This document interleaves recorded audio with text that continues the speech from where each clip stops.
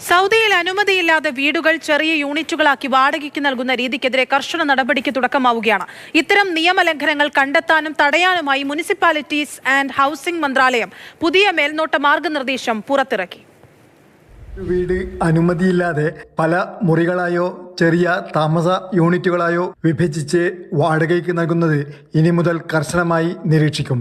ഇതിനായി പുതിയ മാർഗനിർദ്ദേശം മന്ത്രാലയം തയ്യാറാക്കിയിരിക്കുകയാണ്. കെട്ടിടങ്ങളുടെ സുരക്ഷ ഉറപ്പാക്കുക, താമസക്കാരുടെ ജീവിത നിലവാരം മെച്ചപ്പെടുത്തുക, നഗരാസൂത്രണ ചട്ടങ്ങൾ പാലിക്കുന്നുവെന്ന് ഉറപ്പാക്കുക എന്നിവയാണ് ഇതിലൂടെ ലക്ഷ്യമിടുന്നത്. ലംഘനങ്ങൾ കണ്ടെത്തുന്നതിനായി വാടക കരാറുകൾ, കെട്ടിട അനുമതി രേഖകൾ, ബന്ധപ്പെട്ട ഡാറ്റ എന്നിവ പരിശോധിക്കും. പൊതുജനങ്ങളിൽ നിന്നും പരാതികളും പരിഗണിക്കും. ആവശ്യമെങ്കിൽ ഉദ്യോഗസ്ഥർ സ്ഥലത്തെത്തി പരിശോധന നടത്തും. അനധികൃതമായി വിഭജിച്ച താമസ കെട്ടിടങ്ങൾക്കും താമസ വാണിജ്യ ആവശ്യങ്ങൾക്കുള്ള മിശ്ര കെട്ടിടങ്ങൾക്കും പുതിയ മാർഗനിർദ്ദേശം ബാധകമാണ്. നിയമലംഘനം സ്ഥിരീകരിച്ചാൽ നിലവിലുള്ള മുനിസിപ്പൽ ചട്ടങ്ങൾ പ്രകാരം നടപടികൾ സ്വീകരിക്കുമെന്ന് മന്ത്രാലയം അറിയിച്ചു. Jafar Ali Palakkode, Mathrubhumi news, Jeddah.